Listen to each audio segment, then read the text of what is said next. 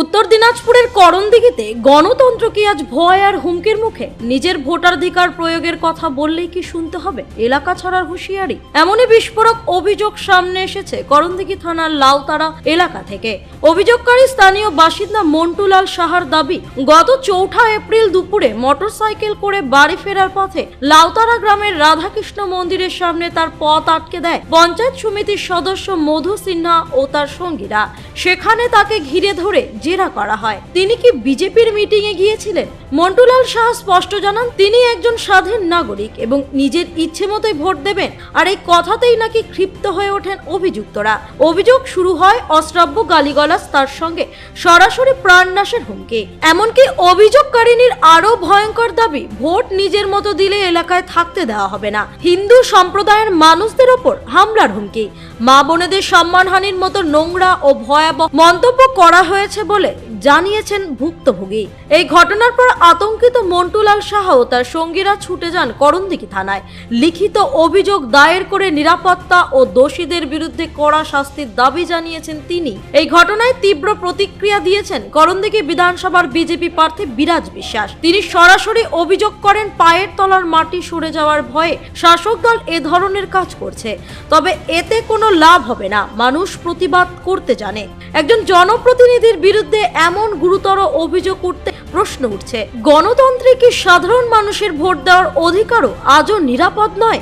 ভোটের আগে কি ভয় দেখিয়েই দমন করা হচ্ছে বিরোধী মত? এই ঘটনাকে কেন্দ্র করে ইতিমধ্যেই এলাকায় তীব্র উত্তেজনা ছড়িয়েছে। স্থানীয় বাসিন্দারাও সরব অভিযুক্ত পঞ্চায়েত সদস্যের বিরুদ্ধে দ্রুত ও কড়া আইনি ব্যবস্থা নেওয়ার দাবিতে। এখন দেখবার প্রশাসন কতটা দ্রুত পদক্ষেপ নেয়, নাকি অভিযোগই থেকে যাবে কাগজে কলমে আর আতঙ্কে দিন কাটবে সাধারণ মানুষ। থানায় একটা অভিযোগ নিয়ে আসছিলাম। অভিযোগ হচ্ছে যে আমরা 2-3 জন মিলে লাউতারা গেছিলাম। লাউতারা থেকে আসার পথে লাউতারা গ্রামের মাঝামাঝি কৃষ্ণ মন্দিরের সামনে আমাদের এক গাড়ি স্করপিও লোক নিয়ে আমাদের ওখানে লাউতারা 1 নম্বর অঞ্চলের পঞ্চায়েত সমিতি মধু সিনহা তার দলবলকে নিয়ে আমাদেরকে ওখানে আটক করে। তাদের ওরা বলে যে কোথায় গেছিলি? তখন আমি বললাম যে এখানে আসছিলাম লাউতারাতেই। তখন বলছে কি কারণে আসছিলে, বিজেপির মিটিংয়ে আসছিলে নাকি? এইভাবে রাগের মাথায় বলে। তো আমি বলে দিলাম হ্যাঁ আসছিলাম। তো এবার ও বলছে, ধমকি দিয়ে বলছে, যদি বিজেপিতে ঘোরো আর বিজেপি পার্টি করতে চাও তাহলে গরুল ভাষাতে থাকতে দেবো না তোমাদেরকে। মানে টোটাল সম্প্রদায় দিয়ে কথাটা বলছে, বিচ্ছিল ভাষায় গালাগালি করেছে, মা বোনদের উল্লেখ হয়ে গেছে। তাতেই আমি খুব মন খারাপ ভয়ে ওখান থেকে পালিয়ে এসেছি। থানায় আমি বিচার পাওয়ার জন্য থানায় আইনের হাতে জিনিসটা আমি কমপ্লেনটা দিলাম।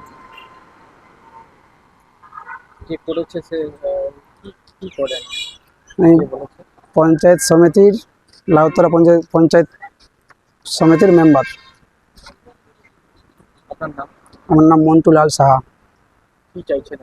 আমি চাইছি যে ওনার জন্য কড়া পদক্ষেপ নেওয়া হোক, আমার এটাই অভিযোগ।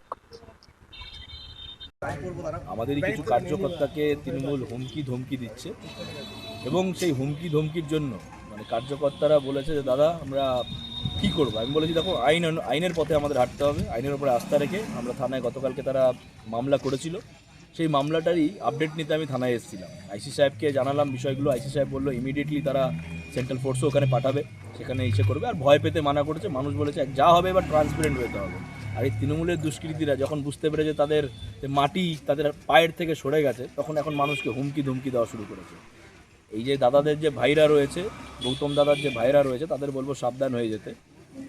তারা যদি মনে করে যে মানুষকে হুমকি চুমকি ধমকি দিয়ে বোঝাবে, তো সেই ভাষায় আমরাও কিন্তু কথা বলতে জানি, সেই ভাষায় কিন্তু আমরাও জবাব দিতে জানি। আমরা ভদ্র, নিখাত ভদ্র, পেটে বিদ্যা বুদ্ধি রয়েছে দেখেই আমরা সেই বিদ্যা বুদ্ধির মাধ্যমেই কথা বলতে যাচ্ছি, কলমের মাধ্যমেই কথা বলতে যাচ্ছি, আইনানুগ ব্যবস্থার মাধ্যমেই কথা বলতে যাচ্ছি। যদি এর পরেও যদি তারা হুমকি চুমকি ভাবে, কার্যকর্তাদের যদি ভাবে, তারা কার্যকর্তাদের সরল কার্যকর্তাদের যদি ভাবে তারা হুমকি চুমকি দিয়ে তাদের আটকাবে, তাহলে সেইভাবে ব্যবস্থা হবে।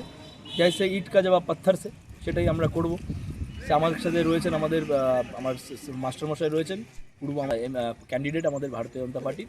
স্যারও বিষয়গুলো বললেন, আইসি সাহেবকে বললেন বিষয়গুলো। আর আইসি সাহেবও আশ্বাসন দিয়েছে যে হ্যাঁ ইমিডিয়েটলি সেই অ্যাকশনগুলো করছে, কেন্দ্রীয় বাহিনী নিয়ে সেখানে পেট্রোলিংও হবে। আমি জায়গাগুলোকে চিহ্নিত করে দিলাম। আর কার্যকর্তাদের বলবো নির্ভয়ে রাস্তায় নামুন, পাশে ভারতীয় জনতা পার্টি রয়েছে, আমরা একটা পরিবার, বৃহত্তর পরিবার, ভয় পাওয়ার কোনো দরকার নেই, আমি পাশে আছি। যখন রনে বনে জঙ্গলে যেখানে ডাকবে চলে পৌঁছে যাবো আমি। করণদিঘি থেকে বিথিকা পালের রিপোর্ট, কুলিক নিউজ।